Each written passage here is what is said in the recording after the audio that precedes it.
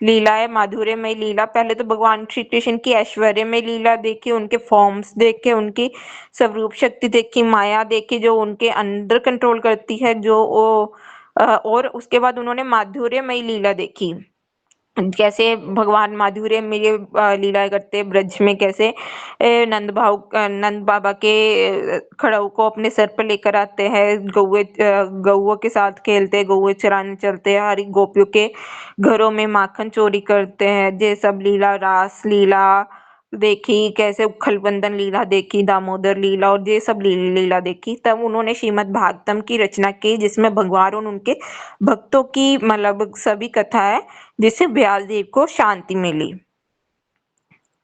और इस श्रीमद् भागवतम को अगर कोई अध्ययन करता है, कोई पढ़ता है, तो उसका क्या रिजल्ट मिलता है? जस्य विश्वमानना कृष्ण परम पुरुषे भक्ति रुदपते पुंसम शोक मोह भयाम्या। जो इस भागवतम को सुनता है, रोज पढ़ता है, वो उसके अंदर जो बजंतानंद श्याम सुंदर श्री कृष्ण की भक्ति उनके हृदय में प्रकट हो जाती है, और उसके कारण उसके जो भी शोक मोह भय है, शोक मतलब मेरा कुछ खत्म हो जाएगा, किसी को खोने का शोक, मटेरियल चीजों को खोने का शोक, जो मोह है इस भौतिक चीजों के साथ, जो जे संबंध मेरे है, जे मेरा बच्चा है, जे मेरा पति है, जे मेरे माता पिता है, और जे मतलब मैं जे हूँ, मैं लॉयर हूँ या कुछ भी हूँ, वो जो मोह है इन भौतिक संबंधों के साथ, वो छूटता है, और भय किसी को खोने का, वो सब खत्म हो जाते हैं। और ब्रह्मा जी भी यही ब्रजवासियों की स्तुति करते हैं कि अहो भाग्यम नंद गोप ब्रजस्तम जन मित्रम परमानंद पूर्णम ब्रह्म सनातनम, कि जो सभी देवी देवता सभी कुछ भगवान को पूजना चाहते हैं, कि जे ब्रजवासी कितने भाग्यवान है, अहो भाग्यम नंद महाराज, गोप गोपियों, ब्रज के सभी वासियों का कितना भाग्य है कि जो परम ब्रह्म श्री कृष्ण है, जिनकी सब आराधना करते हैं, वो स्वयं इनके संबंधी बनकर, इनके मित्र बनकर वहां पर लीलाएं करते हैं। ये हमारा संबंध तत्व है। हमारा संबंध किससे? ब्रजेंद्रनंद श्याम सुंदर कृष्ण से। ये संबंध तत्व श्रीमद् भागवतम में जहाँ पर स्थापित हुआ है। नेक्स्ट है अभिधेय। अभिधेय मतलब उनको पाने का प्रोसेस, गोल क्या है? और भगवान स्वयं मतलब इसमें कहते हैं कि भक्ता एकम ग्राह्यम श्रद्धायम प्रियसतम, सिर्फ एक भक्ति के द्वारा ही मुझे प्राप्त किया जा सकता है। अभिधेय तो मतलब भक्ति के द्वारा ही हम भगवान को प्राप्त कर सकते हैं, और मेरे भक्तों के भक्त मुझे बहुत प्रिय है। जहाँ पर एक श्लोक के माध्यम में लिखा है, ना साध्यति मम जोगो ना सांख्यम धर्म उद्धवा ना स्वाध्याय तपस त्याजो यथा भक्ति ममोर्जिता। इसमें भगवान स्वयं श्री उद्धव से कहते हैं कि हे उद्धव, ना मुझे ज्ञान द्वारा प्राप्त किया जा सकता है, ना मुझे किसी कर्म द्वारा प्राप्त किया जा सकता है, ना मुझे शास्त्र शास्त्र ना किसी तपस्या द्वारा, ना वैराग्य द्वारा प्राप्त किया जा सकता है। मुझे सिर्फ एक भक्ति के द्वारा ही प्राप्त किया जा सकता है। जिसके हृदय में जितनी भक्ति है वो मुझे वैसे ही प्राप्त किया सकता है। तो भगवान को प्राप्त करने का एक रास्ता सिर्फ भक्ति है। भक्ति भगवान के, हम अगर भगवान के प्रति भक्ति करेंगे तो उसके अकॉर्डिंग ही हम पा सकते हैं। और अगले श्लोक में क्या कहा गया, भक्ति मतलब भक्ति कैसे करनी है? भगवान की लीला कथाओं का श्रवण करने से। मतलब इसमें बताया गया कि जो जो मुनिगण आत्मा रामश्च मुन्यम निर्ग्रंथ्यापि गुरुक्रमे कुर्वन्ते अहेतुकीं भक्तिम इत्थम भूत गुणो हरि। जो आत्मा में रमन करते हैं, भगवान की कथाओं का श्रवण, कि भक्ति कैसे करनी है? भगवान की लीलाओं का, कथाओं का, नाम का कथन, उनका श्रवण कीर्तन करना चाहिए। और उस श्रवण कीर्तन से जो आत्मा राम मुनि है, जो अपने आप में रमन करते हैं, जिसको इस संसार में कुछ नहीं चाहिए, वो इन उनके कथाओं का इतना रस है, उनकी भक्ति का इतना रस है, वो भी भगवान के प्रति खींचे चले आते हैं। ये अभिधेय तत्व है। और प्रयोजन तत्व नेक्स्ट बताया गया है कि जो भगवान के नामों का मतलब कीर्तन करता है, जिन्होंने एक व्रत धारण कर लिया है, एवं व्रता सुप्रिय नाम कीर्तया। प्रयोजन मतलब गोल लक्ष्य। तो इसमें बताया गया है एवं एवं व्रता सब प्रिय नाम कीर्तया, जो जिन्होंने एक ही व्रत धारण करा है कि भगवान के प्रिय नामों का कीर्तन करने का। प्रिय नाम मतलब जो भगवान का उनके भक्तों के साथ है, जैसे राधा दामोदर हो गया, यशोदा दामोदर हो गया, ब्रजेश तनया हो गया, राधा माधव, राधा का श्याम सुंदर, ऐसे प्रिय प्रिय नाम भगवान के माधुर्य में नाम। तो जिन्होंने व्रत ग्रहण किया है कि भगवान के नामों का कीर्तन करने से, तो उनके व्रत के अकॉर्डिंग जाता अनुराग चित्त उच्छेद, उनके नामों का संकीर्तन करने से उन भक्तों में भगवान के प्रति अनुराग जागृत हो जाता है, और उस अनुराग के चलते वो क्या करते हैं, हस्ती अधो रोदती रोती गायती। वो जब उनके अंदर भगवान के प्रति अनुराग और भी गाढ़ा गाढ़ा प्रेम स्थापित हो जाता है, तब वो उन्माद, वो पागल हो जाते हैं, पागलों की तरह से हंसते रोदते, मतलब रोते हैं, कभी हंसते हैं कभी रोते हैं, कभी भगवान की लीला कथाओं को गाते हैं। और जैसे कोई एक पागल उन्माद वन नृत्यति लोक भावे, जैसे एक पागल को बिना किसी शर्म के लोगों के सामने नाचता फिरता घूमता है, उसी तरह भगवान के प्रेम में ऐसे उन्मत्त हो जाते हैं कि उनको किसी चीज का होश नहीं रहता। वो भगवान के नामों का कीर्तन श्रवण करने से ही वो हंसते रोते और गाते हैं। तो प्रयोजन शब्द अब इस श्लोक में श्रीमद् भागवतम में मतलब बताया है कि सर्व वेदांत सारम जद ब्रह्मत में कत्वा लक्षणम वास्तव अद्वयम तन्निष्ठम कैवल्य आख्यम प्रयोजनम। तो इसमें बताया गया है कि सभी वेदों का सार श्रीमद् भागवतम है, और श्रीमद् भागवतम में भगवान की एकांतिक की भक्ति, केवल्य भक्ति ही करना हमारा प्रयोजन है। तो जहाँ पर हमने कल सुना एक कैवल्य का मतलब मुक्ति भी होता है, पर भगवान श्रीमद् भागवतम का प्रतिपाद्य विषय मुक्ति प्राप्त नहीं करना नहीं है। मुक्ति मतलब इसमें बताया कि सायुज्य मुक्ति प्राप्त करना नहीं है, भगवान से मिलन वाला मुक्ति, मतलब अपने शरीर को त्याग करके भगवान की अंकांति में मिलना भागवतम का मतलब सार नहीं है। जहाँ पर कैवल्य शब्द मतलब भगवान में एकांतिक निष्ठा, कैवल्य शब्द का प्रयोजन का मतलब है भगवान में एकांतिक निष्ठा, भगवान में एकांतिक प्रेम ही हमारा प्रयोजन है। कैवल्य आख्य मतलब भगवान, सभी शास्त्रों का सार है कि हमें भगवान में एकांतिक भक्ति, भगवान के प्रेम में एकांतिक भक्ति हो जाए, वो ही सभी शास्त्रों का सार है। तो तब जब किसी को भगवान के प्रति एकांतिक भक्ति हो जाती है तो उसका क्या मतलब हर्ष होता है, ज्ञाने प्रयासे उद्भास्य निमंत एवं जीवंती सन मुखरितम भवदीय वार्ता स्थाने स्थिता श्रुतिगताम तन्वांग मनोभिर जे प्रायोसी जित जित अपि असि ते त्रिलोकम। मतलब जो जिनकी भगवान में एकांतिक भक्ति हो जाती है वो सभी ज्ञान के अपने प्रयासों को छोड़ देता है, और वो क्या करता है, वो हमेशा भगवान के मतलब साधु भक्तों के मुख से, जो रसिक जन है उनके मुख से निकलने वाली जो हरि कथा है उनको हमेशा श्रवण करता है। भगवान के जो भगवान के शुद्ध भक्तों से निकले के मुख कमल से निकली हुई है हरि कथा को श्रवण करने में अपना सारे समय लगाता है, और उस हरि कथा को श्रवण करने का क्या फल है, वो जिस स्थान पर जहाँ पर भी बैठा है वो उस भगवान में प्रेमा भक्ति मतलब प्राप्त कर लेता है, जिससे वो शिव भगवान जो किसी से जीतते नहीं है, वो उनको भी अपने कंट्रोल में कर लेता है। और मतलब जहाँ पर भगवान का प्रेम ही हमारा प्रयोजन है, ये सब बताया है। और उसके बाद बताया है कि मतलब एकांतिक भक्ति तो होनी चाहिए, जो एकांतिक भक्त है वो तो सब भगवान को प्रिय है। एकांतिक भक्तों में भी जो ब्रजवासी है, क्योंकि एकांतिक भक्ति तो हम कह सकते हैं वो द्वारका वासियों की भी है, अयोध्या वासियों की भी है, राम के प्रति, जो लक्ष्मी नारायण के प्रति वैकुंठ वासियों की भी है। बट एकांतिक भक्ति जहाँ पर, क्योंकि हमारा संबंध किससे, ब्रजेंद्र नंद श्याम सुंदर से, तो हमारी एकांतिक भक्ति किससे होनी चाहिए, ब्रजेंद्र नंद श्याम सुंदर के प्रति। तो एकांतिक भक्ति जहाँ पर बताया गया है कि जो ब्रजवासियों की कान्हा के प्रति है वो सर्वश्रेष्ठ है।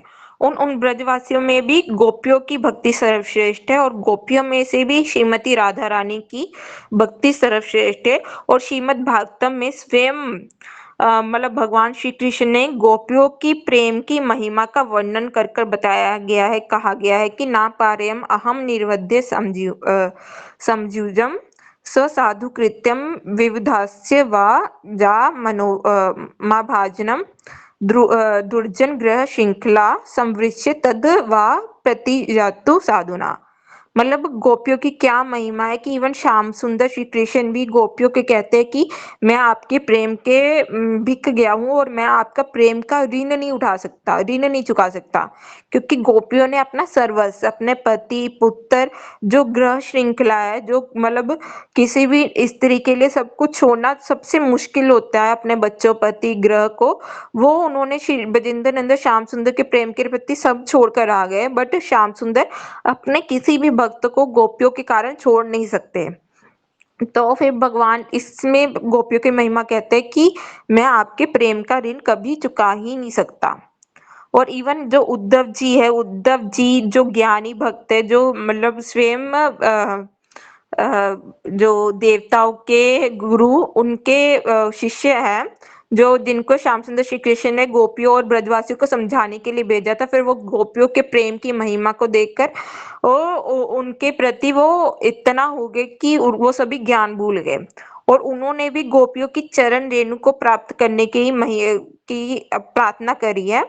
असमहो चरणेनु जुषाम अहम श्याम वृंदावने किम अपि गुल्मलतो साधीनाम जातुस्तज्जं स जनम अर्थपथं च हित्वा भेजुर्मुकुन्दं पदवीं श्रुतिभिर्विगृह्य।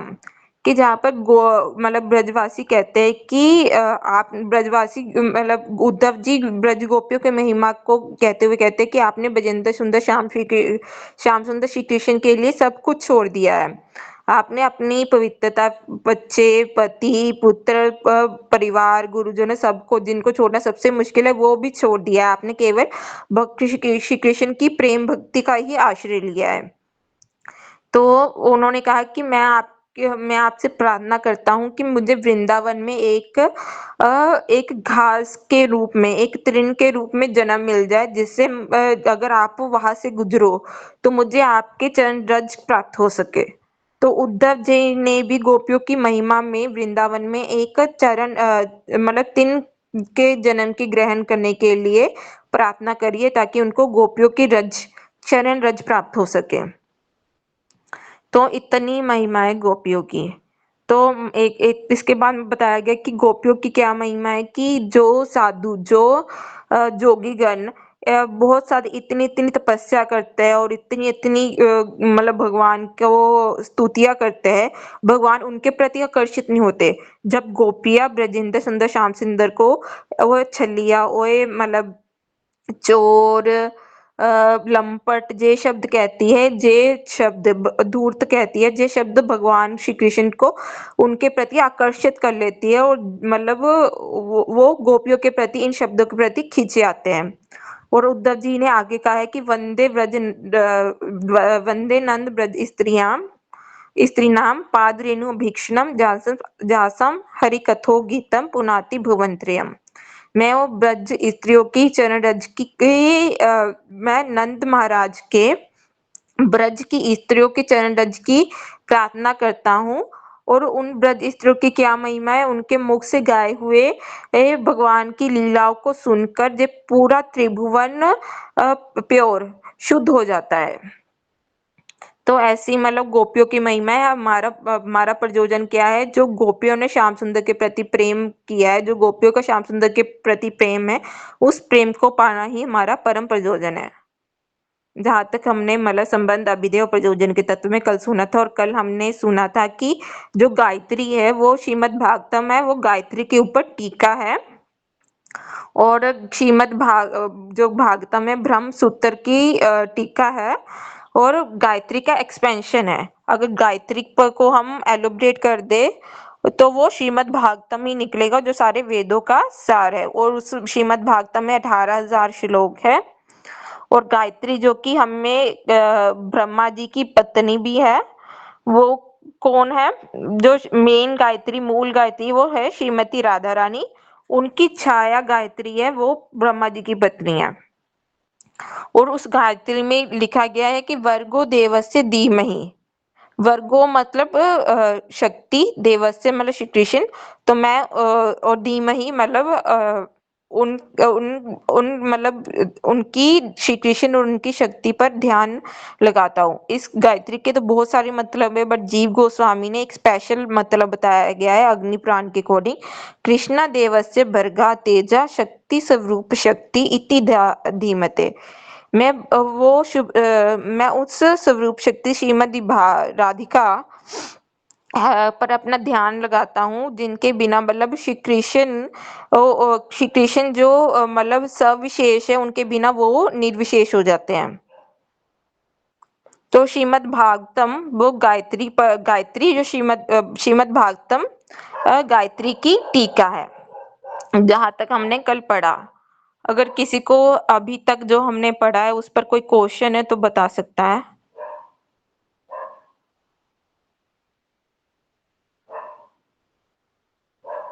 अगर नहीं तो हम कंटिन्यू करते हैं। तो जो श्रीमद् हरे भागवतम कृष्ण है। दीदी। हरे कृष्णा। हाँ जी। हरे कृष्ण। कल मैंने क्लास अटेंड नहीं किया था फ्लाइट की वजह से। तो ये जो आपने अभी संबंध ज्ञान बताया ना, हाँ जी। संबंध, इस पे से संबंध थोड़ा सा अभिधि मुझे समझ में प्रयोजन, आया। जो कल मैंने हाँ। क्लास में बताया था वो अ- सभी मैंने अभी एक्सप्लेन कर दिया। नहीं, कल जो आपने बताया वो आपने एक्सप्लेन कर दिया अभी, मगर हाँ ये जी। संबंध में मुझे थोड़ा मैंने सुन नहीं पाई उस टाइम भी, गड़बड़ हो गई संबंध मतलब हमारा संबंध क्या है, बजेंद्र नंद श्याम सुंदर के कोडिंग संबंध है कि जो परम सत्य को जानते हैं वो भगवान को मतलब तीन स्वरूपों में देखते हैं। ब्रह्म ब्रह्म जो भगवान की अंकांति है, परमात्मा जो हरि के हृदय में बसे क्षीरोदक्षाई विष्णु के रूप में, और तीसरा जो भगवान है जो ब्रह्म और परमात्मा के भी स्रोतर है, और जिनको भक्ति के माध्यम से प्राप्त कर सकता है। जो ज्ञानी है वो ज्ञानी मतलब ज्ञानी लोग ही क्या नाम है, ब्रह्म की पूजा करते हैं, जोगी जन परमात्मा की पूजा करते हैं, बट भगवान को एक भक्ति के माध्यम से प्राप्त किया जा सकता है। और जिनकी जिस भगवान के प्रति श्रद्धा है वो उसी भगवान को प्राप्त करेगा। जिनको राम जी के प्रति श्रद्धा है वो राम जी को प्राप्त करेगा, जिनकी लक्ष्मी नारायण के प्रति श्रद्धा है वो वैकुंठ में जाएगा, जिनको नरसिंह के प्रति श्रद्धा है वो मतलब नरसिंह जी के लुक में जाएगा। इतने सारे भगवान है, तो श्रीमद् भागवतम में लिखा है एते चांस कला अंश कृष्णस्तु भगवान से, कि मतलब पुरुषावतार कितने अवतार है, कितने अंश है, जो सभी भगवान के अंश और अवतार है, बट कृष्ण जी स्वयं भगवान है, कृष्ण जी ही स्वयं भगवान है, और उनसे सभी अवतार निकलते हैं, और वो ही हमारा संबंध तत्व है। बस यही सुनना था। हाँ ठीक जी। है, अब आगे सुनिए। तो अब हम आगे कंटिन्यू करते हैं। तो श्रीमद् भागवतम जैसे हमने कहा गायत्री की टीका है, और इसको पहले श्रीमद् भागवतम के पहले श्लोक में व्यर्थ बताया गया है ओम नमो भगवते वासुदेवाय जन्मादि अस्य जतो अन्वय इतिरश्च चार्थेषु अभिज्ञा स्वरा तेने ब्रह्म हृदय ज आदि कव्य मुह्यन्ति ज सूर्य तेजोवारी मृधम जथा विनिमयो जत्रोति सर्गो मृषा धाम्ना स्वेन सदा निरस्तकुहकम् सत्य परम धीमहि। तो श्रीमद् भागवतम के प्रथम श्लोक मतलब गायत्री का ही है, उसमें गायत्री की व्याख्या ही बताई गई है। तो उसमें बताया गया कि धामनाम स्वेन सदा निरस्त कुहकम सत्यम परम धीमहि, कि मैं I meditate upon he who is situated in his own abode far beyond Maya, where deception or in other words duplicity in the form of mukti has no entry। मैं उन भगवान पर मतलब ध्यान लगाता हूँ जो अपने धाम में अवस्थित है, जो माया से परे है। माया मतलब डुप्लीसिटी, डुप्लीसिटी मतलब मुक्ति के धोखे से, उस धोखे से बहुत परे है, जहाँ पर मुक्ति का और किसी प्रकार के धोखे का, काम क्रोध मोह माया इन सब का जहाँ पर कभी भी मतलब एंट्री नहीं होती। जे श्रीमद् भागवतम का at the conclusion of Shrimad Bhagavatam it is said. तो श्रीमद् भागवतम को हम कंक्लूड कर दें तो उसमें बताया गया है कि तच्चुदम विमलम विशोकम अमृतम सत्यम परम धीमहि. I meditate upon that pure and spotless supreme absolute truth which is free from suffering and death. Therefore, Satyam Param Dhimahi, I meditate on the absolute truth is the subject matter expounded in the Shrimad Bhagavatam. कि मैं उन भगवान उन परम सत्य भगवान के ऊपर ध्यान लगाता हूँ कि जो शुद्ध है और जो किसी भी समस्या और किसी भी मृत्यु से बहुत परे है. तो मैं उस भगवान पर अपना ध्यान केंद्रित करती हूँ जो कि श्रीमद् भागवतम का विषय है. तो निरस्त सम्यति सेना. निरस्त मीन जिनके मतलब बराबर जिनके बराबर और जिनसे बड़ा कुछ नहीं है, वो भगवान कौन है? श्रीमती राधा रानी. तो जहाँ पर जो श्रीमद् भागवतम के पहले श्लोक में श्रीमती राधा रानी की ही व्याख्या की गई है कि श्रीमती राधा रानी से बढ़कर, उनसे बढ़कर और उनके बराबर कुछ नहीं है, जो कि श्री कृष्ण की प्रिया है. राधा स्वधामनी ब्रह्मानी रम्यति नमा. तो वो अपने धाम में, धाम मतलब वृंदावन में, गोलोक वृंदावन में वो ब्रह्म मतलब श्री कृष्ण को भी आनंद प्रदान करती है. राधा रानी अपने धाम वृंदावन में श्री कृष्ण को भी आनंद प्रदान करती है. तो श्री कृष्ण के लिए भी पॉसिबल नहीं है, तो श्री कृष्ण के लिए भी संभव नहीं है कि वृषभानु नंदिनी के बिना, जो कि असल में श्रृंगार रस की, जिससे आदि रस श्रृंगार रस उत्पन्न होता है, वो भी उनके बिना अपने असली स्वरूप, असली रस को जो रस है, क्योंकि भगवान रसों में सा है, तो वो रस को फील कैसे करते हैं, रस को अनुभव कैसे करते हैं? श्रीमती राधा रानी की सहायता से. तो बिना राधा रानी के वो रस को भी, जो सारे रस है, अखिल रस के जो मूर्ति है श्री कृष्ण, वो सारे रसों का सार वो श्रीमती राधा रानी में है. वो श्रीमती राधा रानी जो उनकी शक्ति है, उनकी कृपा से ही वो सारे रसों को स्वाद कर सकते हैं, उन रसों का रसा स्वाद ग्रहण कर सकते हैं. तो श्रीमती राधा रानी, जो कि जहाँ पर ज्यादा लिखा हुआ है जन्मादि अस्य जतो, जन्मादि अस्य मतलब जिनसे जो परम रस है, परम रस मतलब जो माधुर्य रस, श्रृंगार रस है, जिनसे श्रृंगार रस की उत्पत्ति होती है, वो है श्रीमती राधा रानी. और श्रीमती राधा रानी के बिना स्वयं भगवान श्री कृष्ण भी उस रस का रसास्वादन नहीं कर सकते.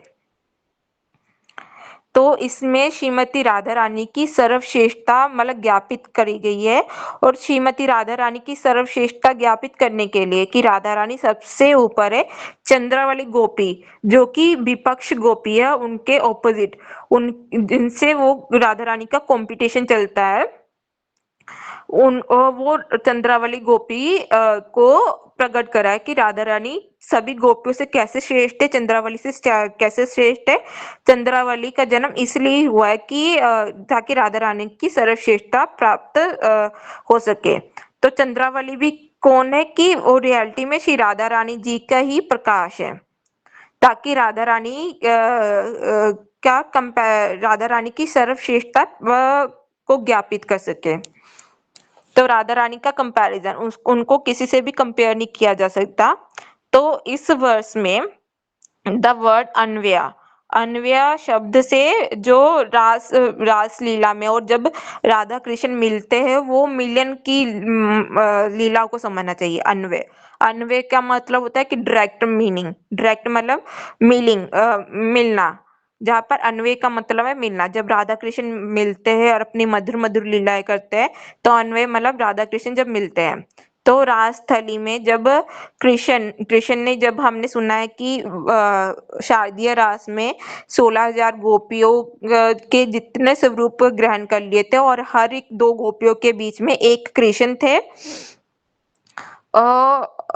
और एक मतलब हर एक दो गोपियों के बीच में एक कृष्ण अवस्थित थे. तो उस मिलन में, उस रास लीला में जो कृष्ण को आनंद आता है, there is much Anand bliss in this their meeting as Krishna ties their ankle bells and other ornaments on them. तो इस रासलीला में कृष्ण को सर्वानंद, कृष्ण और गोपियों को सबसे ज्यादा आनंद प्राप्त होता है। और कृष्ण इस रासलीला में अपने जो एंकल बेल्स है, जो घुंघरू है और दिव्य दिव्य जो ऑर्नामेंट्स भी मतलब श्रृंगार है, वो गोपियों को बांधते हैं।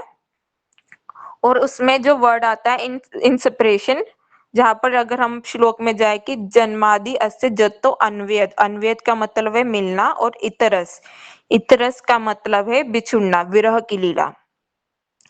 तो सेपरेशन, व्यतिरेक मतलब सेपरेशन, जो राधा कृष्ण का विरह होता है। तो अगर मतलब हमने सुना था शारदीय रास में 16,000 मतलब गोपियों के साथ मतलब रास डांस करने के लिए कृष्ण ने 16,000 रूप लिए, और हर दो गोपियों के बीच में एक कृष्ण थे, बट राधा रानी के साथ एक सेपरेट कृष्ण थे। तो जब रासलीला कर रहे थे, तो राधा रानी को मान हो गया कि जब राधा रानी ने कृष्ण को हर एक गोपियों के साथ प्रसन्न होकर मतलब नृत्य करते हुए देखा, और एक तो गोपियों को भी उन्माद हो गया था, उनको भी एक सौहार्द अभिमान हो गया था कि कृष्ण सिर्फ उनके साथ ही नृत्य कर रहे हैं। तो ये सब लीलाएं देखकर एक तो गोपियों का जो सुहृद अभिमान को खत्म करने के लिए, और एक राधा रानी को जो सब कृष्ण गोपियों के साथ हंस खेल कर नृत्य कर रहे थे, उन नृत्य को देखकर कि राधा रानी को लगा कि इनको अभी मेरी जरूरत नहीं है, उन सब चीजों को देखकर राधा रानी को मान हो गया था, जिसके कारण वो रासलीला से चली गई। तो राधा रानी जब रासलीला से चली गई, तो उनका, क्योंकि हमने सुना कि मान की दशा में भी राधा रानी का कृष्ण से विरह होता है, तो जे मान की दशा में जो विरह होता है, जब राधा रानी जे में भी दूसरे रास की बात हो रही है, जो वसंती रास में है। वसंती रास में राधा रानी मतलब जो कृष्ण को बाकी सभी गोपियों के साथ नृत्य देखकर मान के कारण चली गई थी, और जब राधा रानी चली गई तो फिर कृष्ण को रास में मजा नहीं आया, क्योंकि चाहे वहां पर 16,000 गोपियां है, बट 16,000 गोपियां भी मिलकर कृष्ण को वो आनंद नहीं प्रदान कर सकती जो राधा रानी अकेले कृष्ण को आनंद प्रदान कर सकती है। जब वो वहां पर राधा रानी नहीं थी, तो कृष्ण ने ये सोचा कि राधा रानी जहाँ पर है, तो जहाँ पर नहीं है तो इस रास का क्या मतलब है, रास का कोई मतलब नहीं है राधा रानी के बिना। तो इसलिए जब वो कीर्तन भी आता है, कोटि गोपी हरिते नारिल कृष्ण रे मन, शत कोटि गोपी भी कृष्ण के मन को हर नहीं सकती। तो जैसे ही राधा रानी चलेगी, कृष्ण को 16,000 गोपियों से रास में आनंद ही नहीं आया, तो वो भी उन गोपियों को छोड़कर रास लीला से अंतर ध्यान हो गए। तो जहाँ पर लिखा है कि जो मेन श्रृंगार रस है, श्रृंगार रस में राधा रानी एक्सपर्ट है। राधा रानी श्रृंगार रस के जो 64 अंगों में है, और रासलीला में वो राधा रानी ही एक्सपर्ट है, राधा रानी ही उन सब चीजों की प्रधान प्रधान है, और राधा रानी ही उन सब रसों को बाकियों में मतलब बांटती है, और बाकी सब इन सब रसों के गुरु कौन है, राधा रानी। और सभी इन रसों को, इवन श्री कृष्ण भी उनसे ये सब रसों को सीखते हैं। तो इसलिए राधा रानी ही परम सत्य तत्व है, जो कि श्रीमद् भागवतम में एक्सप्लेन करा गया हुआ है गूढ़ मतलब में। गूढ़ तरीके से श्रीमद् भागवतम में राधा रानी ही परम सत्य है, परम सत्य तत्व है, ये बताया गया है। कृष्ण रास तत्व में एक्सपर्ट है, वो रसोवय सा है, वो रस का प्रतीक है, बट वो मादन अख्य जो महाभाव है, उसमें उनकी सर्वश्रेष्ठता नहीं है। वो मादन अख्य महाभाव जो राधा रानी में है, जिसके कारण कृष्ण भी उनके प्रति आकर्षित हो जाते हैं, वो तत्व इवन कृष्ण में भी नहीं है। वो मादनाख्य महाभाव सिर्फ राधा रानी ही अनुभव करती है, और उस महादनाख्य महाभाव को प्राप्त करने के लिए, उस महादनाख्य महाभाव की उपलब्धि करने के लिए स्वयं सच्चिदानंद गौरहरि इस कलयुग में आए। तो उन्होंने राधा रानी की अंग कांति और उनके भाव को लिया, ताकि वो राधा रानी की वो सर्वश्रेष्ठ मादनाख्य महाभाव की अनुभूति कर सके। तो इसमें इसके बाद श्लोक में बताया गया कि जन्मादि अस्तित्व अन्वेत इतिरस चार्थेषु अभिज्ञ स्वराट। स्वराट, जहाँ पर स्वराट शब्द से क्या मतलब होता है कि राधा रानी राधा रानी ही सेल्फ मैनिफेस्ट है। राधा रानी से ही राधा रानी किसी और से प्रकट नहीं हुई, वो खुद ही मतलब अपने आप से प्रकट हुई है। वो राधा रानी को कोई और मैनिफेस्ट नहीं कर सकता, क्योंकि राधा रानी ही सब शक्तियों की मेन शक्ति है, अंश है और अंशी है, और उनसे ही सभी दूसरी दूसरी शक्तियां उत्पन्न होती है। और जो वो माधन की स्टेट में होती है, माधन अख्य महाभाव में होती है, जो जो all wonders are manifest together at once. तो उस माधन अख्य महाभाव की मतलब स्टेट में जो सारे सारे अद्भुत भाव होते हैं वो एक साथ उनके अंदर प्रकट हो जाते हैं। और उस मादनाख्य महाभाव की क्या विशेषता है? उस मादनाख्य महाभाव की विशेषता है कि जब वो राधा रानी कृष्ण से मिलती है, उस मिलन में भी वो विरह को अनुभव करती है। तो कृष्ण भी सोचते हैं कि इनका क्या भाव है कि जब मैं उनके सामने हूँ, उनके पास बैठा हूँ, तब भी वो विरह का अनुभव करती है। ऐसी दशा तो मुझ में भी नहीं है। तो उसके बाद बताया गया है, तेने ब्रह्म हृदय आदि कव्य मुह्यंती ज सूर्या।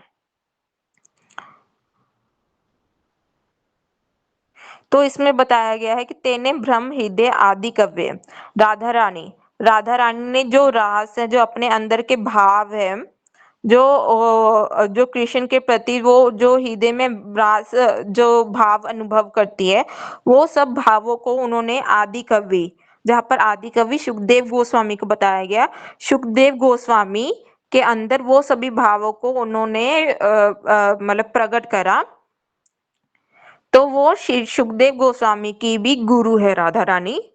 सुखदेव गोस्वामी कौन है? गोस्वामी सुख है, जो कि राधा रानी के तोते हैं।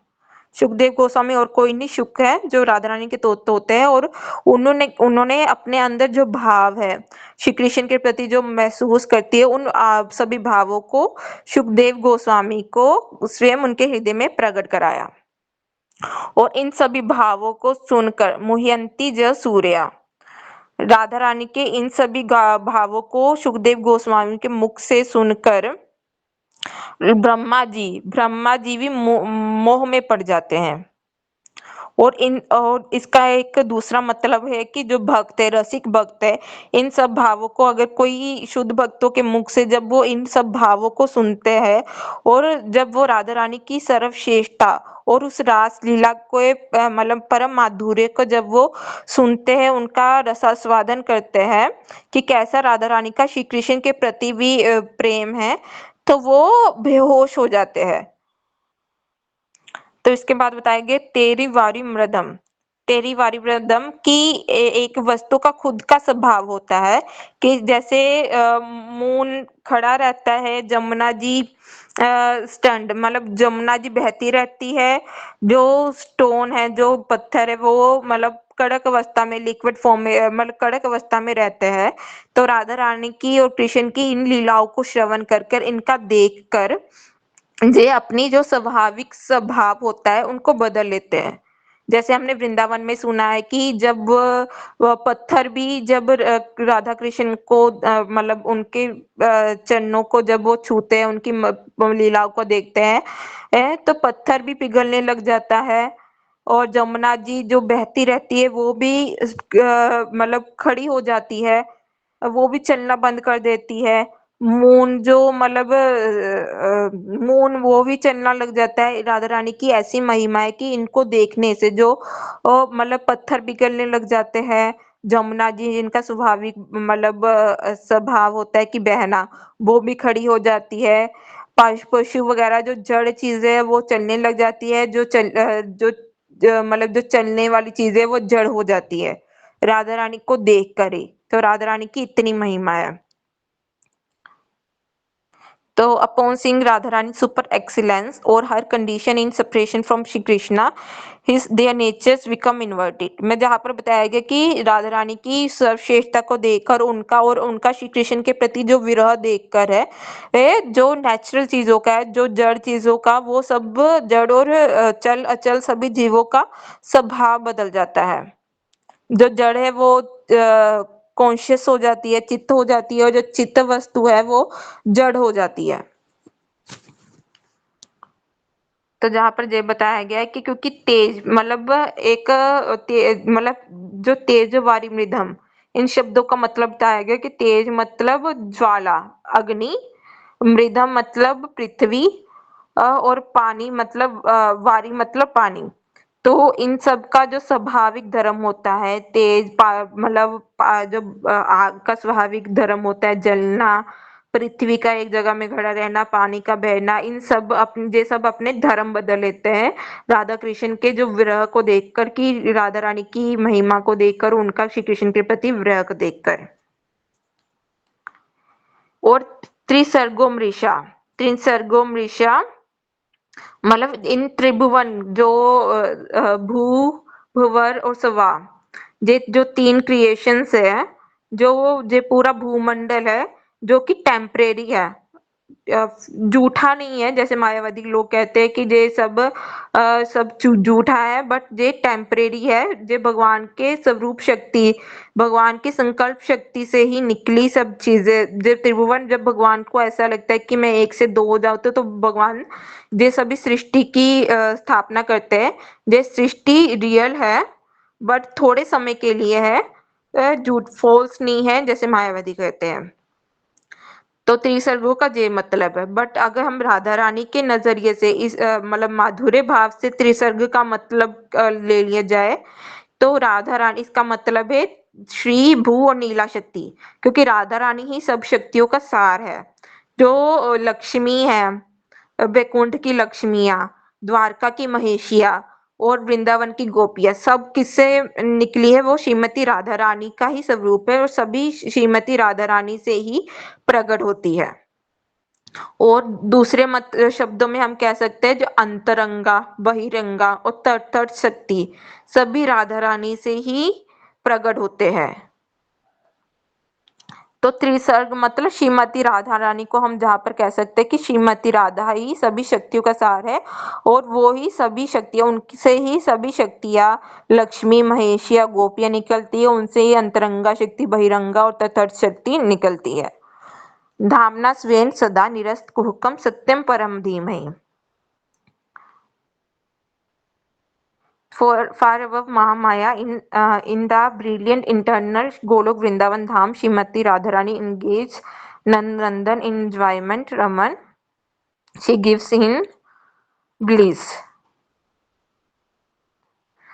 This Parashakti alone is Param Satya Savrupa. I meditate upon him. This is the subject matter of Srimad Bhagavatam.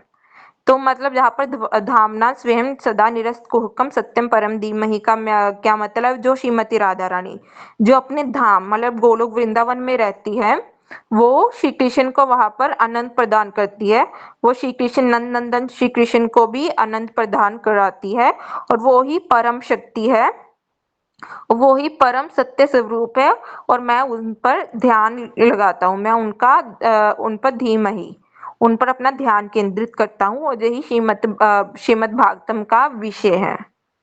तो श्रीमद् भागवतम का असल विषय जो श्रीमद् भागवतम के पहले श्लोक में ही जहाँ पर बताया गया है कि जन्मादि अस्य, इस श्लोक को देखकर हम एक बार फिर से एक्सप्लेन कर देती हूँ क्या चीज कहाँ पर क्या कहा गया है।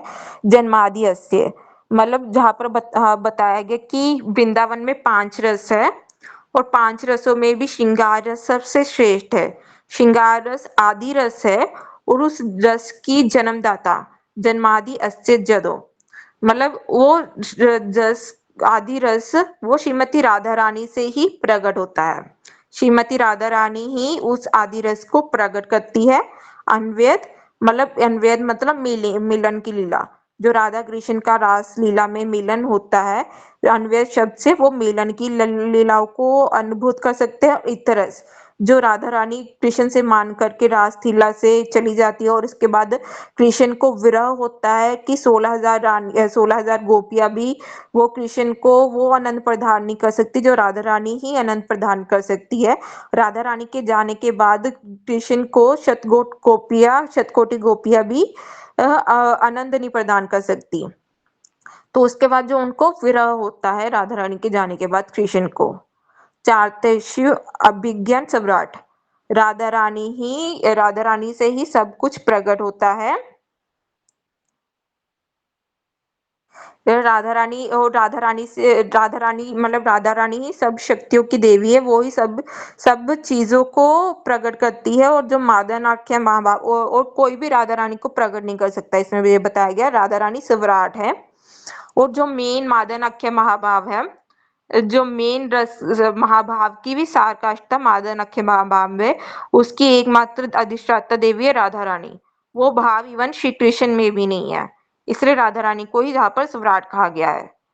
तेने ब्रह्म हृदय आदि कव्य जहाँ पर सुखदेव गोस्वामी को लिया गया है कि जो राधा रानी के आंतरिक भाव है, जो कैसा उनका श्री कृष्ण के प्रति प्रेम है, इन सब लीलाओं को स्वयं राधा रानी ने अपने तोते शुक जो कि सुखदेव गोस्वामी है, उनके हृदय में प्रकट कराया था। तो राधा रानी सुखदेव गोस्वामी की भी गुरु है।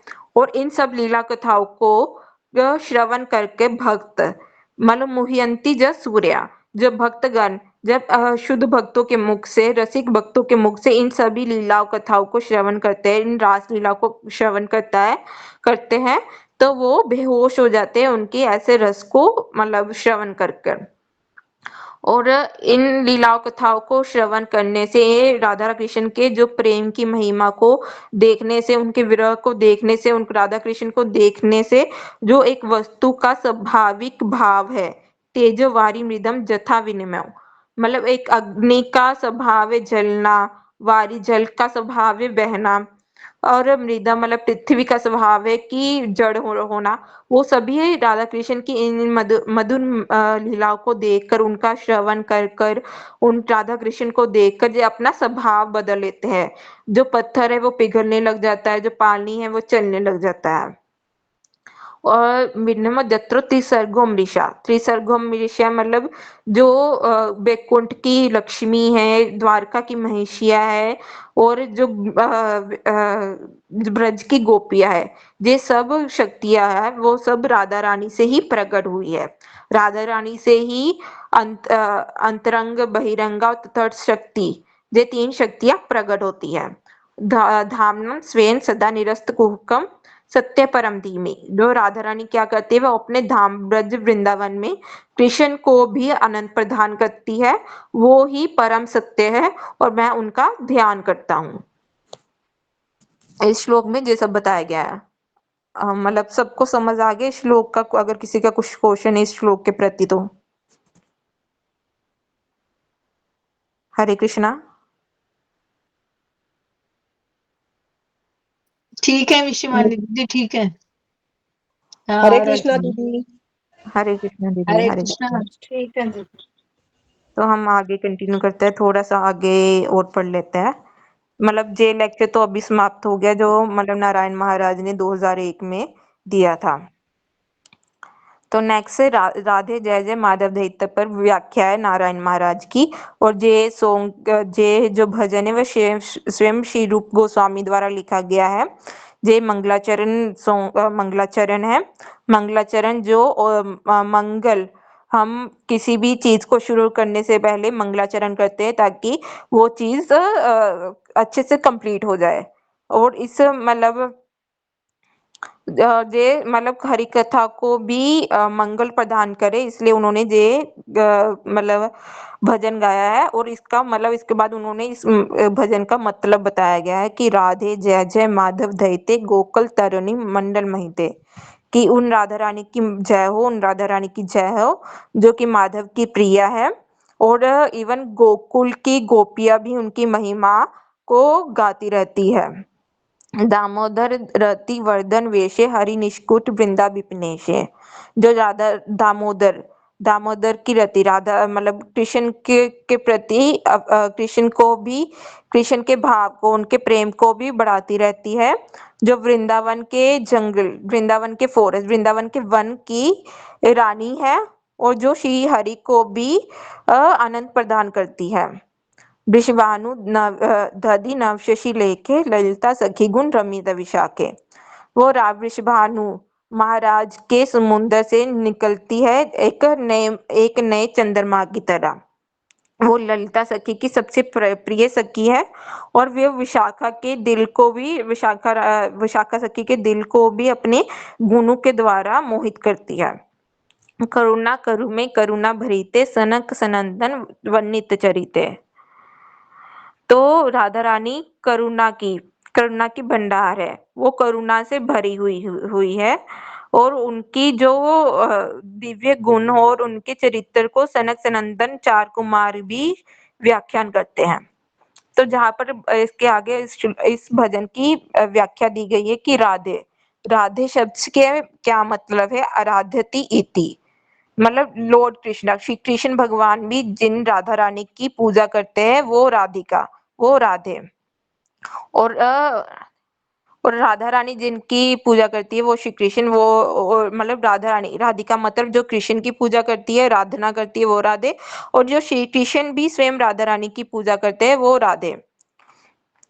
जब वो श्री कृष्ण रास लीला में श्री कृष्ण के लेफ्ट साइड से प्रकट हुई थी, तो वो श्री कृष्ण की पूजा करने के लिए भागी थी। राधा धा मतलब धावत, श्री कृष्ण की पूजा करने के लिए मतलब भागी थी कुछ सामग्री लेने के लिए, तो कृष्ण भी उनके पीछे भागे थे। तो राधा रानी का मतलब रा मतलब अनुराग और धा मतलब कृष्ण भी जिनके पीछे धावित हुए थे, जिनके प्रति भागे थे, तो वो राधा। तो उन राधा रानी की जय हो जय हो जय हो। माधव दईते, माधव मतलब जो श्री कृष्ण के, माधव श्री कृष्ण का भी नाम है, तो वो श्री कृष्ण के भी नजदीक है और उनकी प्रिया है। तो जहाँ पर राधा रानी की एक लीला के बारे में बताया गया कि जब राधा रानी मान की अवस्था में आ गई थी, जब राधा रानी को एक बार मान हो गया था, तो राधा रानी राधा कुंड के एक साइड पर खड़ी हो गई थी और कृष्ण जी दूसरे साइड पर खड़ी हुई थी। तो राधा रानी के जो साइड से बहने वाली जो हवा है, वो राधा रानी के, जब राधा रानी की चुन्नी, राधा रानी को भी वो छूती नहीं, राधा रानी की चुन्नी को अगर वो छूती है तो उस राधा रानी की जो महक है, उनकी चुन्नी से जो निकली हुई महक को वो हवा लेकर, जब कृष्ण को वो हवा जब बहती है राधा रानी कोई सुगंध लेकर, तो जब वो कृष्ण के पास जाती है तो कृष्ण उस सुगंध को सुनकर वो पागल हो जाते हैं। तो श्री कृष्ण भी उस सुगंध को सुनकर पागल हो जाते हैं और वो भी कहते हैं कि आज मेरा जीवन सफल हो गया, मेरा जीवन सफल हो गया। जस्य कदापि वसनांचल खेलो नत्थ धन्याति धन्य पवनेन कृतार्थमानि जोगेन्द्र दुर्गम गति मधुसूदनोपि तस्या नमो श्री भिषभानु भवो दिशेपि। तो जहाँ पर बताया गया कि जस्य कदापि वसनांचल खेलो नत्थ, कि मैं उस श्रीमती राधा, उस विश्वानु महाराज की पुत्री श्रीमती राधा रानी की आराधना करता हूँ कि जिनके मतलब जो जिस दिशा पर वो खड़ी है उस दिशा में जब हवा बहती है,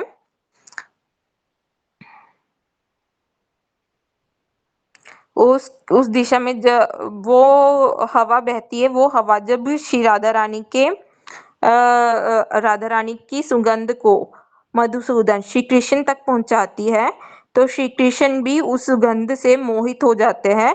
वो भी श्री कृष्ण अपना दिल हार जाते हैं, जो गति जोगियों को भी प्राप्त नहीं हो सकती।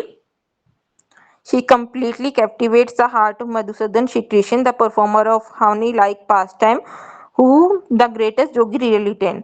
जो जोगीगण वो उस श्री कृष्ण, उस मधुसूदन को के दिल को भी हल लेती है, जो मधुसूदन बड़े बड़े जोगियों के लिए, जो बड़े बड़े जोगी जिन मधुसूदन श्री कृष्ण को प्राप्त करने के लिए भी इतनी इतनी तपस्या करते हैं, वो राधा रानी के मतलब दिशा से निकलने वाली जो बाजू है, जब बाजू जब उनकी सुगंध, उनकी चुन्नी की सुगंध को लेकर श्री कृष्ण को पहुंचाती है, वो श्री कृष्ण भी उनके मतलब शरीर से निकली हुई सुगंध को स्मेल कर कर अपना दिल हार बैठते हैं उस राधा रानी के प्रति, और वो अपने जीवन को धन्य मानते कि मुझे उस राधा रानी की सुगंध प्राप्त हुई। जो कृष्ण जो बड़े बड़े योगियों को भी जिनको नहीं मिलता, वो सिर्फ राधा रानी के दिशा से निकले वाली सुगंध से भी वशीभूत हो जाते हैं। तो जहाँ पर बताया गया कि कृष्ण कौन है, वो मधुसूदन है। तो बहुत बड़े बड़े साधु संत, राजा, so many sages and saintly kings are able to control their mind, and their mind are thus pure. Even in their meditation, they cannot touch the lotus feet of Shri Krishna. तो मतलब जहाँ पर बताया गया साधु संत जिन्होंने अपने मन को पूरी तरह अपने वश में कर लिया है और जिनके मन पूरी तरह से शुद्ध हो गए हैं, वो अपने ही तपस्या में, वो अपने मन में और मन में भी उस श्री कृष्ण के चरण कमलों को प्राप्त नहीं कर सकते। और दूसरे तरह वो श्री कृष्ण जिनको बड़े बड़े योगी भी इतनी तपस्या करने के बाद भी प्राप्त नहीं कर सकते, वो श्री कृष्ण वो राधा रानी के चुन्नी से निकली हुई दिव्य गंध से ही वशीभूत हो जाते हैं। राधा रानी की गंध श्री कृष्ण को पागल कर देती है। राधा रानी की इतनी महिमा है। वेणुं करन्निपतितं स्खलितं शिखण्डं भ्रष्टं च पीतवसनं व्रजराजसूनो यस्य कटाक्षसर्गगत विमुच्यति तं राधिका परिचरामि कदा रसीना। जहाँ पर बताया गया है कि जो श्री कृष्ण है, कृष्ण जो कि ब्रज के दिल है, ब्रज के प्राण है श्री कृष्ण, वो राधा रानी की आंखों से, राधा रानी जब उनको तिरछी नजरों से निकलते देखते हैं, तो राधा रानी की तिरछी नजरों के मतलब जो तिरछी नजरों से जो श्री कृष्ण को देखती है, कृष्ण उससे ही अपना दिल हार बैठते हैं। और जब राधा रानी को तिरछी नजरों से मतलब जब श्री कृष्ण को पता लगता है कि राधा रानी उनको नजरों से देख रही है, तो उनके जो हाथों में मुरली होती है, जो उनके सर पर मोर पंख होता है, और उनके जो कपड़े होते हैं वो सभी बिखर जाते हैं। उनके हाथों से मुरली गिर जाती है, उनके मोर पंख जो उनके सर पर मोर के पंखों की पगड़ी होती है वो सब गिर जाती है, और उनके कपड़े इधर उधर बिखर जाते हैं और वे बेहोश हो जाते हैं।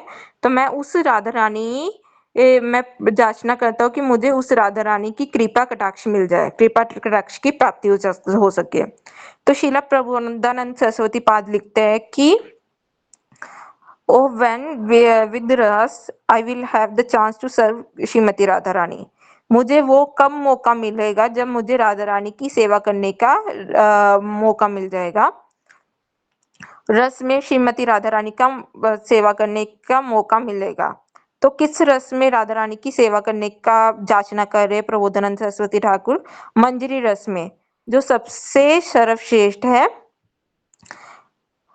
Even more so then the stages proceeded प्रेम एस, मतलब जो स्नेह, मान, राग, अनुराग, इनसे भी सबसे बड़ा रस है उस मंजरी रस में। प्रबोधानंद सरस्वती कहते हैं कि मुझे उस मंजरी रस में श्री राधा रानी की सेवा करने का कृपा मिल जाए। उस राधा रानी की उसी रस में वो मंजरी रस में सेवा करने की जांचना कर रहे हैं। जहाँ पर आगे लिखे है कि वेणुम करम निपटितम, जब श्याम सुंदर मुरली बजाते हैं जिससे गोपियां भी उस मुरली को धुन को सुनकर उनके प्रति वशीभूत हो जाती है। अखिल रसामृत मूर्ति प्रशमर रुचि रुध तारका पालकी कलिता श्याम ललिता राधा प्रियन विधुर जयती। तो जहाँ पर बताया गया श्री कृष्ण चंद्र की जय हो, जो सभी रसों का सार है, जो कि रसों सा है, अखिल रसामृत मूर्ति है, सभी रसों की मूर्ति है। He has not neglected the full expression of his divine sentiment. Just see how he subjugates the extremely submissive Gopi Tarka. Full moon shines with the tiny star, her own effulgence totally engulfed by his brilliance.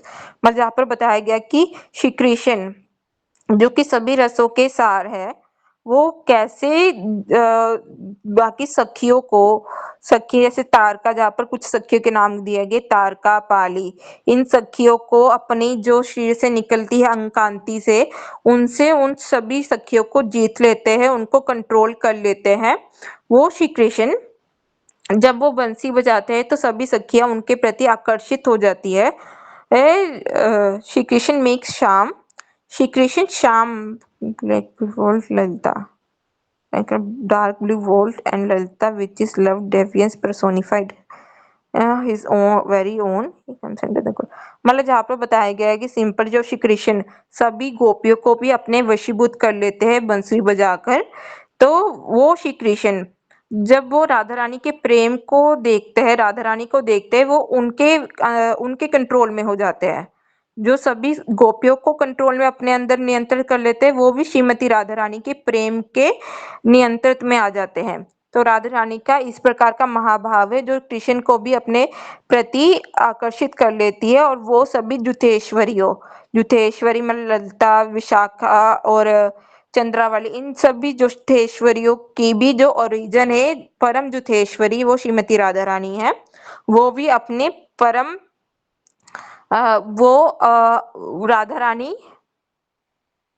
Radha Rani अकेली ही श्री कृष्ण को जीत लेती है अपने माधुर्य से, अपनी अपनी मधुर मधुर लीलाओं से राधा रानी कृष्ण को जीत लेती है। तो आगे बताया गया Krishna is a ocean of रसा। कृष्ण जो कृष्ण भगवान है वो रसों का समुंदर है। और वो क्या करते हैं, वो अपनी बंसुरी और अपनी ब्यूटी, अपनी सुंदरता से, स्पेशली अपनी बंसुरी से तारका, पाली, चंद्रावली आदि सारी गोपियों को अपने बक्ष में कर लेते हैं। और कुछ और सखी के नाम दिए गए, भद्र, श्यामली, ललिता। ये सभी बंसी की धुन से श्री कृष्ण के प्रति आकर्षित हो जाती है। वो इवन काओ को, ब्रजवासियों को, सभी को अपनी वंशी से अपने कंट्रोल में कर लेते हैं। जो श्री कृष्ण सभी को अपनी वंशी की धुन से कंट्रोल कर लेते हैं, जब वो श्रीमती राधा रानी को देखते हैं तो उनके हाथों से वही वंशी उनके हाथों से गिर जाती है, उनका मोर मुकुट उनके सिर से गिर जाता है। तो वेणु करम निपटितम, तो जे मोर मुकुट और वंशी कहाँ पर गिरती है, ये सब राधा रानी के श्री चरणों में गिर जाती है। तो आगे बताया गया भ्रिष्टम च पीत वासनम, और उनको ये भी नहीं पता चलता जो उनकी धोती है, जेलो धोती है, वो कैसे गिरने लग जाती है उन राधा रानी को देखने मात्र से। राधा रानी को देखने मात्र से वो पूरी तरह पागल हो जाते हैं। राधा रानी की इतनी मधुर मतलब माधुरी है कि राधा रानी जब एक तिरछी नजर से कान्हा को देखती है तो उनके हाथों से बंसुरी, जो सभी ब्रजवासी को, सभी गोओं को, सभी को अपने बंसुरी की धुन से अपने सबको अपने अंदर नियंत्रित कर लेते हैं। वो राधा रानी की एक तिरछी नजर देखकर वो उनके हाथों से वो बंसुरी गिर जाती है, उनके मोर मुकुट गिर जाते हैं जो श्रीमती राधा रानी के चरणों में गिर जाते हैं। उनको अपनी सुध बुद्ध का कोई ज्ञान नहीं रहता। तो श्री रूप गोस्वामी इस राधे जय जय माधव दैत्य में इसलिए जो माधव दैत्य है कि कैसे राधा रानी माधव की भी दैत्य है, माधव श्री कृष्ण की भी प्रिय है, वो बताया गया है। तो आज समय भी बहुत हो गया है, तो हम बाकी कल कंटिन्यू करते हैं। अगर किसी का आज की सभा से कुछ क्वेश्चन है तो पूछ सकता है, और अगर किसी को कुछ कमेंट है, कुछ ऐड करना है आज की सभा में जो मैंने बताया, तो वो भी ऐड कर सकता है।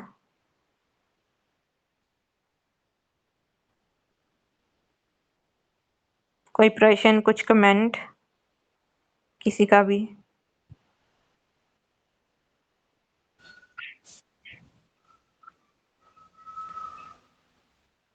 प्रतिभा दीदी, आप कुछ कहना चाहते हो? नहीं, मैंने कहा अच्छे से आपने एक्सप्लेन किया, लेकिन अभी हमारे दिमाग में कितना जाएगा वो हमारे ऊपर है ना दीदी। याद नहीं रहता ना दीदी, ये प्रॉब्लम है। इतना पढ़ने के बाद मुझे भी मेरा कौन सा मुझे भरोसा है कि कितना याद रहेगा, बट ये रास्ते को हमें समझना चाहिए और हाँ, जीना चाहिए। सुनने में तो अच्छा लगता है। हम्म। याद नहीं रहता, ये प्रॉब्लम है। चलो सुन ले, वही बात है, सुनकर बस जितना बस याद रहे वही हम वही बहुत है। सोचते हैं कभी कभी। Same to me. पढ़ना तो मुश्किल हो गया आजकल, लेकिन सुनते हैं, कोई पढ़ रहा है तो सुनने में तो अच्छा लगता है। और आप इतना कष्ट सही लेके पढ़ाती है, समझाती है, वो बहुत अच्छा है। मुझे तो ढेर शक होता है कि समझ भी आता है या नहीं, मैं तो सिर्फ नहीं बोलती रहती स- हूँ। नहीं नहीं, समझ बहुत में अच्छा आता है, बोलते लेकिन हो, बहुत अच्छा क्या बोलते हो, क्या बहुत होता है अच्छी ना, तरह। बहुत ज्यादा जब भी सुनते हैं तभी ऐसे लगता है सब समझ गया। हाँ। अब बाद में जब ये यस। अपने आप में सोचने को बैठते हैं ना, तो फिर पता नहीं क्या हो जाता है। चलो कोई नहीं, इतना है कि बस समझ आ गया आप सबको। हाँ जी, हाँ जी। हाँ जी, हाँ हम्म, जी, हाँ जी। चलो। अगर किसी का कुछ क्वेश्चन नहीं तो हम आज के सबक को यहीं पर विराम देते हैं। ये शिवानी, मैंने बोला था कि कल का जो था ना, थोड़ा अगर कल नहीं का रिकॉर्डिंग था ना, आपने रिवाइज सुबह बता, मतलब मैंने रिवाइज शुरू कराया था, करने से नहीं भी। मैंने स्टार्टिंग में ही रिवाइज हाँ कराया था। आधा हाँ, घंटा रिवाइज मैंने कराया फिर लेट हो गया आज। आधा घंटा सॉरी पहले सॉरी। रिवीजन का ही था, आधा घंटा में हाँ फिर भी तो मैंने रिवीजन हाँ कर हाँ दी किया था। हाँ, मेरे को कल का। मे भी श्याम सुंदर प्रभु ने आज रिकॉर्ड किया होगा। श्याम सुंदर प्रभु आपने रिकॉर्ड करा है ना आज की क्लास? हाँ हाँ है दीदी, रिकॉर्डिंग है। आज की रिकॉर्डिंग है वो, भेज दो प्रभु प्रभु जी। जी भेज देंगे, आप उनको उसको सुन लेना। ठीक है, धन्यवाद शिवानी दीदी। धन्यवाद। तो फिर आज की धन्यवाद। सबक हरे हम कृष्णा, तैयारी करेंगे, दंडवत कोई प्रश्न नहीं है प्रणाम। आपको? दंडवत प्रणाम। तो वांछा करते जो दंडवत बच्चे के प्रणाम सबको, दंडवत प्रणाम। जय जय श्री राधे दंडवत प्रणाम दीदी, दंडवत प्रभु बोल। जी। हरे कृष्णा। हरे कृष्णा, दंडवत दंडवत प्रणाम प्रभु जी। हरे कृष्णा, दंडवत प्रणाम प्रभु जी, दंडवत प्रणाम। प्रणाम बिंदा दीदी, दंडवत प्रणाम। हरे मोहन कृष्ण। प्रभु जी, रेवती दीदी, प्रवीणा दीदी, रजनी दीदी, समर्थ प्रभु, दंडवत प्रणाम। बिका दीदी, मीता दीदी, दंडवत प्रणाम। हरि हरि बोल। कृष्णा प्रभु जी। जय जय हरे श्री राधे कृष्णा। राम। जय जय श्री राधे। मम्मी का क्या हाल है? अभी वार्ड में शिफ्ट कर दिया रूम में, अभी ठीक है। वो हो गया बराबर, वो प्रेशर, ये जो लो प्रेशर था आया, प्रभु जी, बीपी लो किसकी आया तबीयत ठीक था। नहीं है? कंट्रोल में आ गया। प्रभु जी, हाँ माता जी। किसकी तबीयत ठीक नहीं है?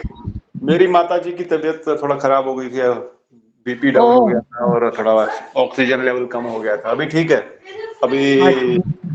आईसीयू में थे 2 दिन, अभी रूम में शिफ्ट कर दिया। ओहो, कहाँ? इधर मणिपाल में? स्पंदना, नहीं स्पंदना, इधर ही बगल में ही स्पंदना में? था। अरे मेरे घर के पास में ही तो है। हाँ हाँ, उधर ही था, मैं भी दिन भर उधर ही था। अभी जस्ट अरे कुछ घर चाहिए पहुंचा। होता तो फिर एक बार फोन करते। नहीं, कुछ नहीं चाहिए, उधर तो किसी को जाने भी नहीं देते आईसीयू में, तो हमको अंदर नहीं आने दिया। 2 घंटे से ओहो। ज्यादा अंदर जाएंगे तो फिर हल्ला करते हैं, तो अंदर जाने देते ही नहीं। हम्म। अभी अभी कैसे है? ठीक है? अभी ठीक है, अभी थोड़ा नॉर्मल आ गया है। अभी बोला आज एक हाँ दिन को नॉर्मल हाँ, बेडरूम में ऑब्जर्वेशन रखेंगे और ऑब्जर्वेशन ना, में रखेंगे। हाँ फिर देखते हाँ। हैं।